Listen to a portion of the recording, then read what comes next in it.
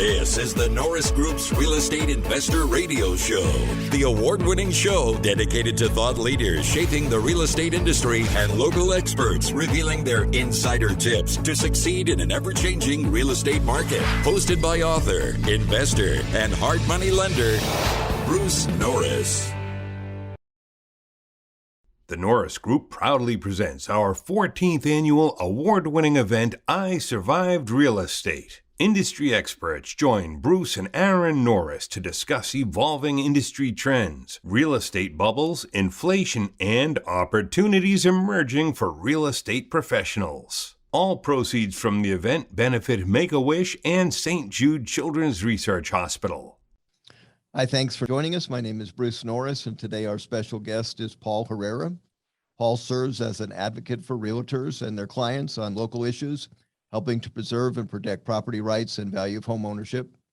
Working with colleagues at the California Association of REALTORS and the National Association of REALTORS, Paul helps members make a difference for their clients at a local, state, and federal level.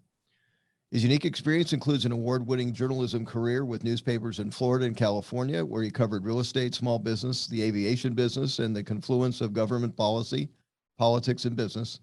His coverage of real estate and growth in Florida earned him top honors from the Florida Press Club in 2002. In 2004, he won first place for in-depth business writing for the California Newspaper Publishers Association. After journalism, Paul served as communications director for San Bernardino County Economic Development Agency, coordinating everything from press outreach to speeches and video production. In 4 years with the agency, he oversaw external communications, managed a communications team, and helped public position on a variety of projects and initiatives. The combination of mass media experience, local experience, policy and political background, and understanding of real estate issues prepared him to lead IVAR's government affairs and communication efforts through coalition building, strong messaging, and technical understanding. Paul earned a bachelor's of journalism degree from the University of Missouri Columbia, and we've had talked with him many times. Paul, welcome back. Thank you, Bruce. By the way, that Florida Press Club Award, the thing I'm most proud about is the night of the award ceremony was Angels Game 6 against the Giants. I walked out of the award ceremony because I couldn't miss the game. I did not even receive it. Someone else collected it for me. And I'm so glad I did. Yeah, now that was the game they won, right? That was the comeback, the 6-1 comeback. I was in the stands. Oh, man, I wish I'd been there. I walked out, asked my girlfriend to collect my award for me. She was not happy. That's funny. That's why she's not your wife. She's not yeah, I haven't seen her in some time. That's too funny. It's kind of funny because, to prepare for our conversation, I actually read the Bill of Rights this morning.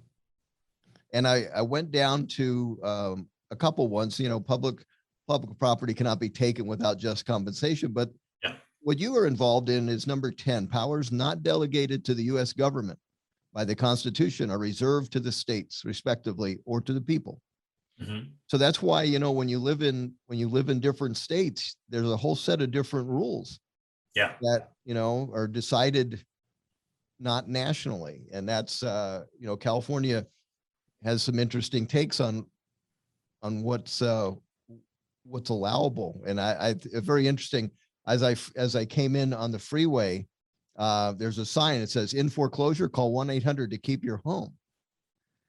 And you go, okay, well, that's interesting, because there's a foreclosure statute that says, well, if you're a lender and you're not getting paid, you have a right to chase the asset. Right. And there's a group of attorneys that say, no, we'll get in the way of that. And that's is this California? Oh, yeah. Yeah. Yeah. Well, there was another one. Now, this is a new one, and I don't see this one in California. Feeling disrespected by your boss? Call 1-800-JUSTICE. I saw that one in Riverside or Riverside. Oh, that one in Riverside. Yeah. Yeah. Going, wow, that's a new one. What would be the definition of disrespected? I'm not sure. You can file a lawsuit over anything. Well, it's, that's very interesting. It's, it wouldn't be what I don't know. I've been involved in so little lawyer meetings in my entire life, so it's been great not to have to do that.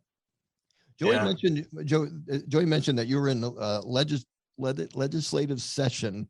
There's 2 days remaining. What is a legislative session? So in California, state lawmakers have a 2-year session. So after an election, they legislate for 2 years after that. So any bill has that 2-year window in which to be introduced, debated, and passed. And if they don't pass within 2 years, then a brand new session with a brand new set of bills starts right after that. So this is year one of the 2-year legislative session. It ends typically in the middle of September, which is right now, actually. Right. Anything they don't get done in the next 3 days or 2 days will either disappear entirely or have to wait until February to begin the process for the current cycle. And if it doesn't get through between now and the end of August of 2022, then it's dead. And they'll have to start from scratch in 2023. Okay. This is different state by state, by the way. I know you have listeners from different states. A lot of states don't have a full-time legislature that works as a career. And so they'll have, a 45-day, a 60-day session where, they start work and they're done in 2 months, and that's it. If they didn't get it done there, unless they call an emergency session, it's their work is over with. Okay. Well, what are some of the key topics that are under discussion that now, when you say that let's say they get passed, do they get passed into law, or do they get passed to say we're going to put it up for being voted on? Passed into law. Passed into law, and it doesn't need the public's approval by voting at all. Depending on what it is, if it's a constitutional amendment, then it's passed in order to place on the ballot for voters. Right. Okay. So Prop 19, which we sponsored last year, was that. We had the legislature put the language together and we're place it on the ballot so the voters could approve it. Okay. That's about the only time that takes place. There are other cases in which the legislature may put something on the ballot for voter approval rather than try to do it on its own. But usually, the vast majority of the time, they are debating a law, they are going to enact it or not enact it. Okay, so give me an example of what's being discussed, and then the legislator. How many legislators are actually voting for a passage of something? We have 80 members of the state assembly, the lower house, 40 members of the Senate. You need a majority to pass most legislation unless it involves raising taxes, in which case you need a 2/3 majority for passage of those. At the moment, there is a clear supermajority of Democrats in both houses, in the Senate and the Assembly. I think out of 40 senators, I think there's only 8 Republicans at this point. In the Assembly, I think it's like 18 out of 80. So Democrats have the votes to pass anything that requires a 2/3 majority, as well as the votes to override anything a governor might veto. So if people are thinking that the governor is going to get recalled and a Republican governor could take his place and veto the bills, Democrats can override any veto. It's rare that it happens, but they can. So typically you need 41 votes in the Assembly and 21 votes in the Senate, but sometimes you need more than that, depending on what you're trying to do. How is Prop 13 still around? If that group didn't want it around, they could literally say it's done? No, they couldn't, because Prop 13 was passed as a constitutional amendment. Okay, so that's a vote of the people then? It is. So the most that the legislature could do is put it on the ballot for repeal, and then send it to voters who are going to promptly slam that back in their face because voters do like Prop 13 a lot. Apparently, yeah, it's still around after all these years. Yeah. When you have legislator, okay, so you said basically it's almost replica. It's like the United States setup in a way. You have Senate and the House of Representatives. Okay, when does the governor have the right to bypass them and proclamate something into existence? It's pretty limited. A lot less. The governor has a lot less power to enact things than the president of the United States, for instance. Okay.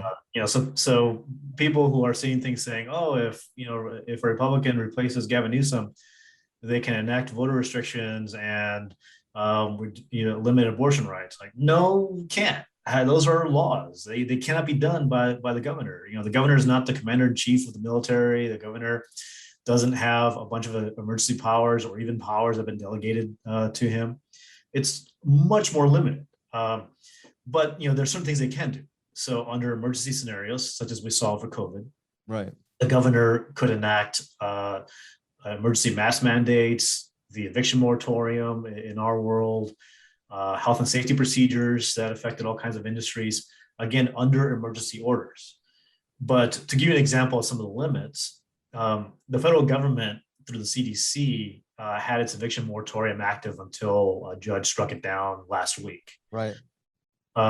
The state of California, the emergency moratorium on evictions ended 3 months after it was enacted, because the courts and the governor said, legally, we can't keep this going. So since September of last year, it's been enacted by legislation, which is what the federal courts told the federal government. They said, the CDC can't do this, but if you want to have a moratorium, you can do that, but you got to go through Congress to get it done. Okay, so the moratorium that's in place now, we're talking about for evictions? Yes. Is that was a federal, not a state? There were two layers. Okay. So the federal moratorium by the CDC that was struck down by the courts recently, honestly, it hasn't really mattered much in California, because California's eviction moratorium goes much further than what the federal government did.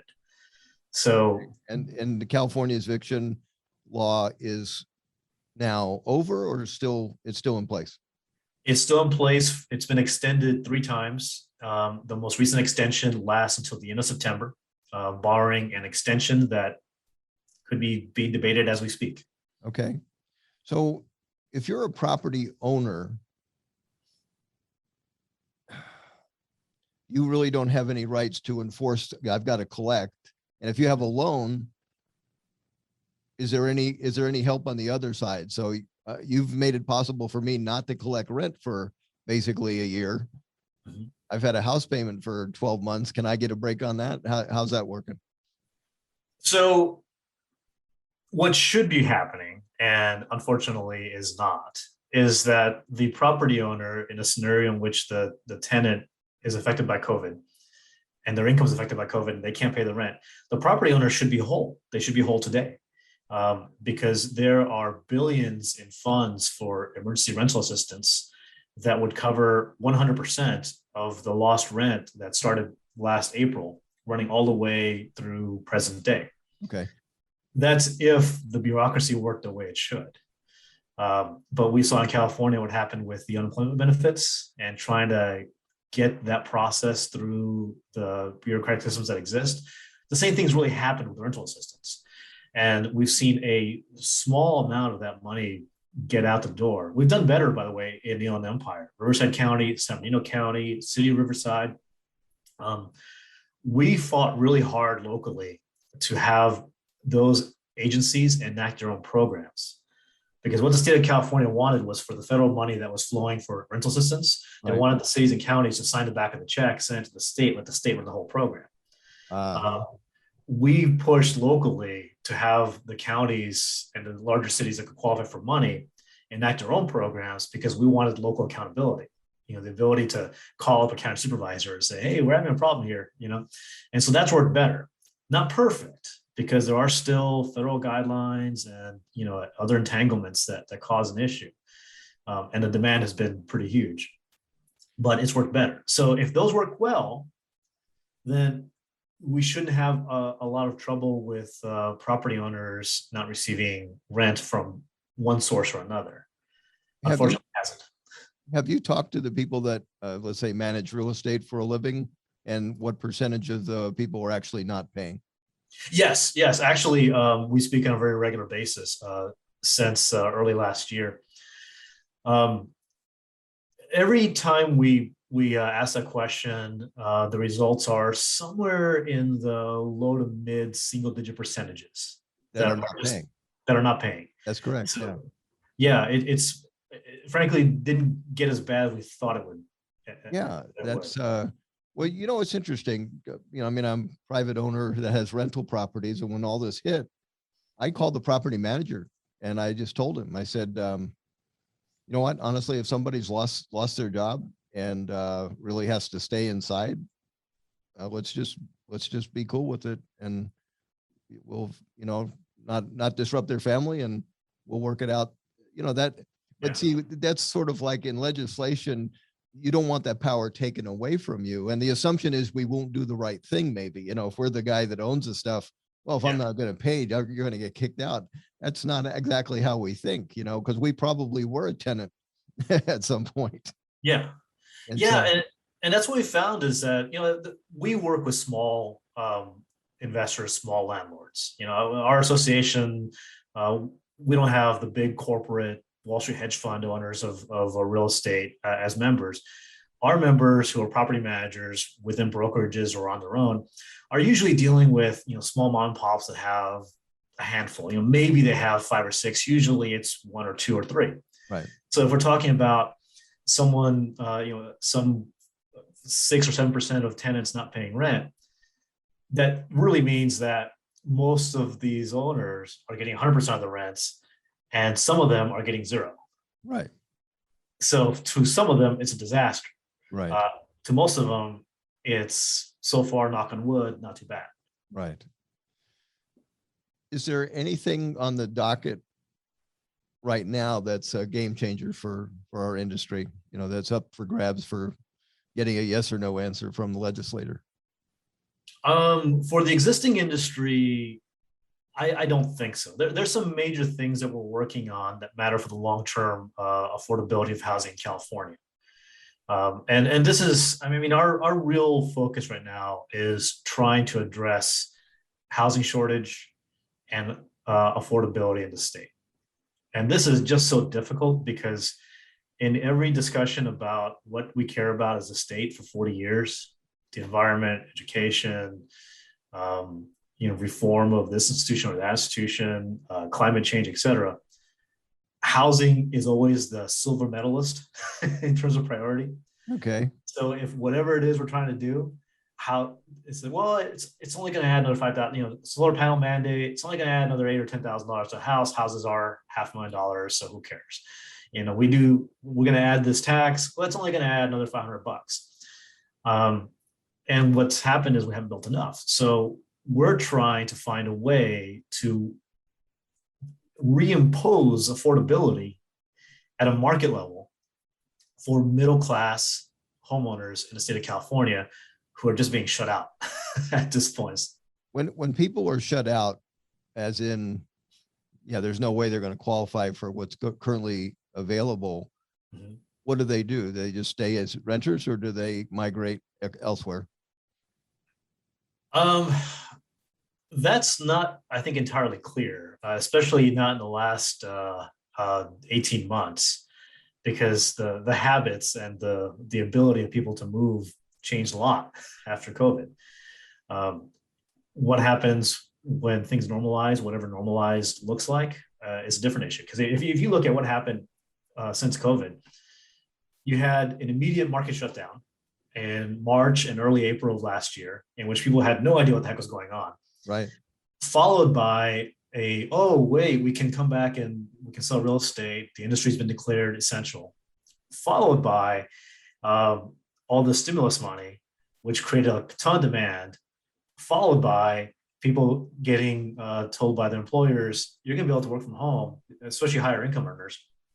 And we don't anticipate coming back anytime soon, which allowed people to pick up and move hundreds of miles, if not thousands of miles, from where their current residence was for their job, which has put strain on places like Joshua Tree, Yucca Valley, Idaho, all these places that are getting, even if it's a small percentage, we're not talking about a mass exodus of Californians, but if a small percentage of Californians decide to move into these areas that are far smaller than the areas are leaving, it puts real pressure on affordability. And we've seen that happen in small places. The Coachella Valley has been going crazy for the past year. Yeah. And, you know, somebody leaving California, like a long distance is, let's say, San Jose to Austin. So you have some companies that are opening places in Austin. Well, there are people moving from San Jose whose homes are worth $1,500 a foot. Yeah. Going into Austin where everything looks like it's on sale. Right. And it has changed the market pretty radically to the point where my son-in-law and daughter live in Austin, and in their neighborhood, it went from 300 to 600, and there was nothing for sale. And so a property went up for sale for 600, and the winning bid was 850. What? Right. Because those numbers don't mean anything if you're selling a $2 million house. Exactly. You still think it's on sale. Yeah, like, this is fantastic. I get 3/4 of an acre, the suburbs of Texas City. The last year and a half for real estate has just been one of the most amazing times because, me and I pay attention to statistics. 2019, the entire year, had the best set of statistics I've ever seen that make a boom in price happen, and it didn't happen. And then you get into the coronavirus happening, about March? And half of the listings are pulled off, of the MLS. So your inventory went down by 50%. People are saying there's no way you're going to tour my house. And that what happened is, I think some of those people thought, you know what, I get to have a chance to refi, and a mortgage that starts with a 2. And since we're going to work at home now, why don't we add an office or something?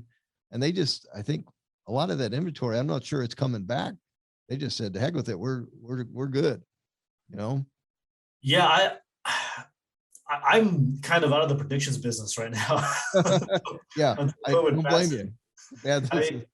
We bought a house last April. So we bought a house in San Diego. I still have my home in Riverside, but we'd been wanting to buy a home in San Diego for a while. On March 5th, we made the offer.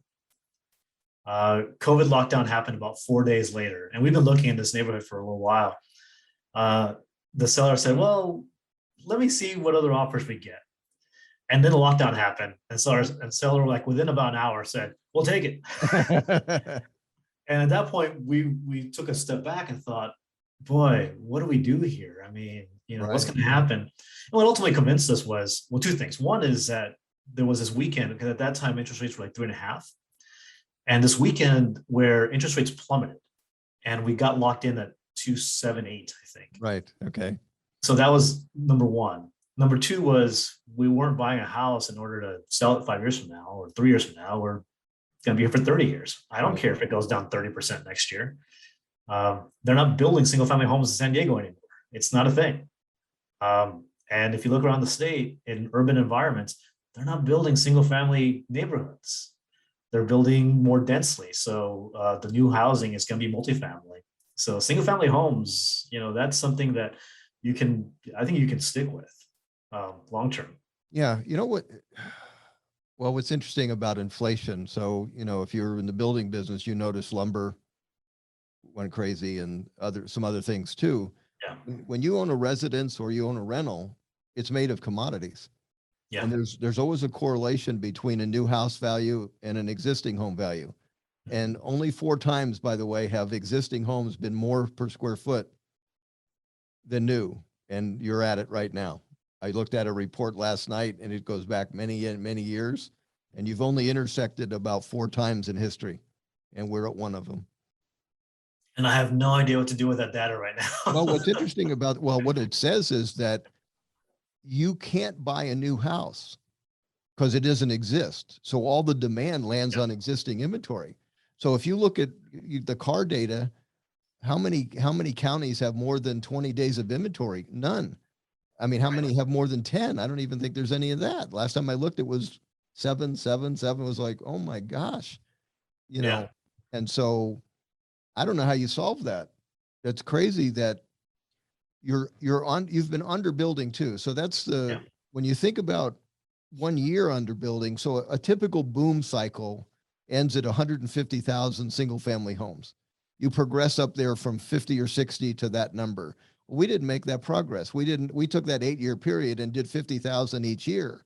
So if you add the cumulative missing homes, it's many hundreds of thousands of homes that weren't thought necessary, or the process was so frustrating that they just said, you know what, we'll go to Florida or Texas and build something. You know, the most challenging thing that we run into when we're trying to make sense of legislation and legislative initiatives in California is that there is a belief among some lawmakers, but really among their young staffs. You know, they're young staffs that just came out of Ivy Leagues, who don't feel that supply and demand, it should be a factor in housing, as if you get to choose that, you know, as if that's a decision you can make, that supply and demand isn't going to matter, right? And we have to constantly push back and show you can trace a straight correlation between how many houses are available for sale and what the price increase or decrease is year over year over just about any period of time. You know, there's hiccups here and there, but you can look at 2008 when in this region, Inland Empire had like 120,000 listings and 20,000 sales. And prices fell through the floor. And then years where you see significant increase, you'll have 40,000 listings and 40,000 sales. What's interesting about what you just said, there's another chart that plays where that. So in 2008 and 9, you had all this inventory, but it was predominantly owned by lenders.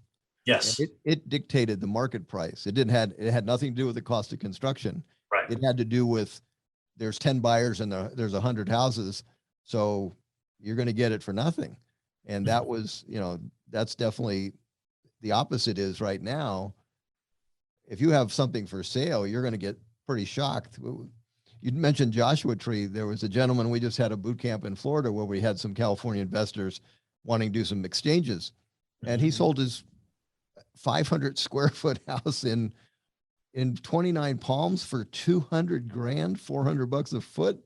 And he probably paid 25 grand for it or something, you know, just going, oh my gosh. So yeah, the supply and demand, even though California is losing migration, they haven't overbuilt. So you still have a housing shortage, and it's, I don't know how that changes. I don't know either. You know, I mean, we passed 2 bills in the last 2 weeks, which freaked out some folks, SB 9, SB 10. Okay. Because both of them allow for much higher density to be built on single family lots. Right. SB 10, if you're in a transit neighborhood, which doesn't include hardly anything in the Inland Empire, but if you're by a ferry terminal or a high frequency train stop, you know, where you have a train every 10 minutes, certain very, very high frequency bus stops, you can now build, you know, take that single family lot. Usually you're gonna have to compile a couple of these, and you can build dense multifamily 10 to the acre and reduce parking requirements, with the idea being that you're talking about San Diego, you're talking about San Jose, San Francisco, trying to build up these areas that need more density. And then SB 9 that we passed last week was the headline was the end of single family zoning, because it allows lot splits. You can take a single family lot, if it meets certain criteria, split it, make 2 lots. And because of ADU laws, you can build a main home and an ADU. So now the single family lot becomes a 4-unit lot potentially going forward. Yeah. Now, only about 4 to 5% of lots in California meet the criteria for this lot split. But there was a lot of pushback. We actually negotiated some of the changes in the bill. So one of the things we negotiated in the bill was the person who did the lot split had to be an owner occupant who signed an affidavit saying that they would live there for at least 3 years afterwards. Okay. So that we wanted owners to benefit, not someone buying a bunch of lots and not living with the results. And then we gave cities a little bit more power to, you know, to vet health and safety and other things. But here's what we're running into. You're talking about trying to catch up to the home ownership or home inventory issue. Mm-hmm.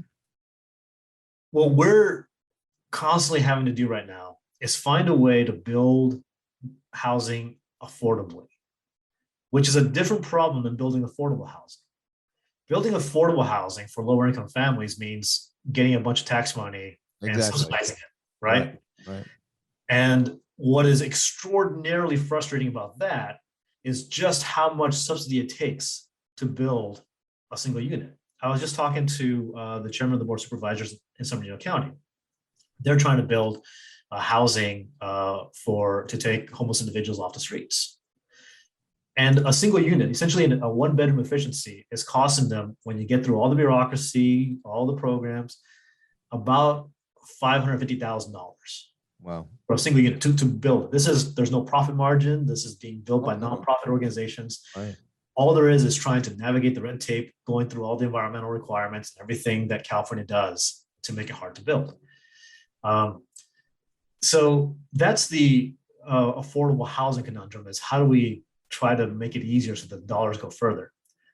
The housing affordability conundrum is a different issue. This is, how do we build market housing so that you can accommodate a middle-class earner so that they can afford what's being built? Like, even if there was zero profit margin today, the median income in the region is about $65,000. Right. If you do the math, you end up with, they can afford about $2,000 a month, right, roughly, for their housing. That's an affordable figure. You're talking about a $300,000 house, roughly, right? You can't build a $300,000 house. It's not a thing that you can do in the region. I'm not even sure the rent's $2,000 right now. No. It might be more. Yeah. Now, curiously, you go look at Utah, Texas, Oregon, Arizona. You can build a $300,000 house. You can do it, but not here. So we do it all the time in Florida. We have, that's part of what we do. And it's definitely, it's kind of eye-opening because of the land availability and the process. Up until the coronavirus, the process was just very easy.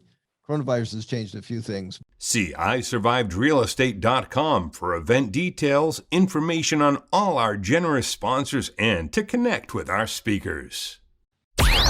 For more information on hard money loans and upcoming events with the Norris Group, check out thenorrisgroup.com. For information on passive investing with trust deeds, visit tngtrustdeeds.com. The Norris Group originates and services loans in California and Florida under California DRE License 012-19911, Florida Mortgage Lender License 1577, and NMLS License 1623669. For more information on hard money lending, go to thenorrisgroup.com and click the Hard Money tab.